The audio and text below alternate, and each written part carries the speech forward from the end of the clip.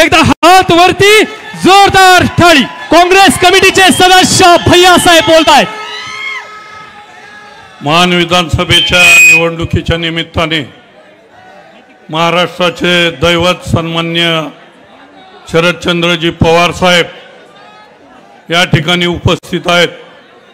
त्यांच्यासोबत सन्मान्य विजयदादा मोहिते पाटील या ठिकाणी उपस्थित आहेत। सन्मान्य खासदार धैर्यशील भैया, सन्मान्य आपले उमेदवार सन्मान्य प्रभाकररावजी घारगे साहेब, सन्मान्य प्रभाकररावजी देशमुख साहेब, सन्मान्य मनोजदादा फोळ, सन्मान्य अनिल देसाई, शेतकरी संघटनेचे अनिल पवार, सन्मान्य सुरेंद्रदादा गुदगे, सन्मान्य नंदकुमारजी मोरे, पिंटू दादा, स्टेजवरचे सगळे मान्यवर। या ठिकाणी पवार साहेबांना जास्त वेळ द्यायचा आहे म्हणून मी बोलणार नव्हतो। या ठिकाणी मला बोलायची संधी दिलेली आहे। मी 2च मिनिटांमध्ये आपलं मनोगत संपवणार आहे। आज ही दहिवडीमध्ये ऐतिहासिक सभा घडत आहेत।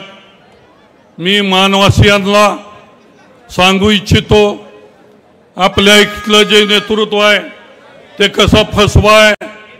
2009 साली पतंगराव कदम साहेबांच्या उपस्थितीमध्ये या ठिकाणी एक सभा झालेली होती आणि त्या सभेमध्ये या ठिकाणच्या लोकप्रतिनिधींनी सांगितलेलं होतं की मान तालुका हा कशा प्रकारे अविकसित आहे आणि 2009 मध्ये सांगितलं होतं या तालुक्यामध्ये मेडिकल कॉलेज, इंजिनिअरिंग कॉलेज, औद्योगिकीकरण, सहकारामधून मोठं काम, तरुणांना हात द्यायचं काम, साखर कारखाना, सूतगिरण्या, विविध औद्योगिक प्रकल्प आणू।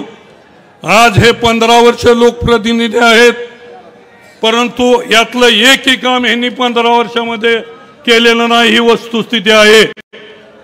पृथ्वीराज चव्हाणांच्या बरोबर राहून या ठिकाणी पृथ्वीराज चव्हाणांच्या माध्यमातून पवार साहेबांच्या नियोजनामध्ये या ठिकाणी पाणी आणलं गेलं। त्या काँग्रेसच्या पृथ्वीराज चव्हाणांच्या पाठीत खंजीर खुपसण्याचं काम या लोकप्रतिनिधींनी केलेलं आहे।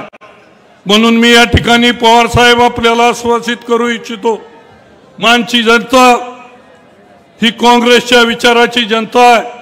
काँग्रेसच्या या विभागातले सगळे कार्यकर्ते तन मन धनाने सन्मान्य प्रभाकररावजी घारगे साहेबांच्या बरोबर, राष्ट्रवादी काँग्रेसच्या कार्यकर्त्यांच्या बरोबर, शिवसेना आणि शेतकरी संघटनेच्या सगळ्या कार्यकर्त्यांना बरोबर घेऊन काम करत आहेत। मी परत एकदा सगळ्या तमाम मानवासी आणि खटावासी जनतेला पवार साहेबांच्या साक्षीने अपील सांगू इच्छितो की ही निवडणूक पवार साहेब तुमच्या माध्यमातून ह्या जनतेने हाती घेतलेली आहे आणि निश्चित घारगे साहेबांचा विजय हा ठरलेला आहे, हा जनसमुदाय सांगू इच्छितो। परत एकदा आपण सगळ्यांनी घारगे साहेबांच्या पाठीमागे उभं राहा अशी अपेक्षा व्यक्त करतो आणि माझं मनोगत संपवतो। जय जय महाराष्ट्र, धन्यवाद। याला तर बोलतायत निष्ठावंत शिलेदार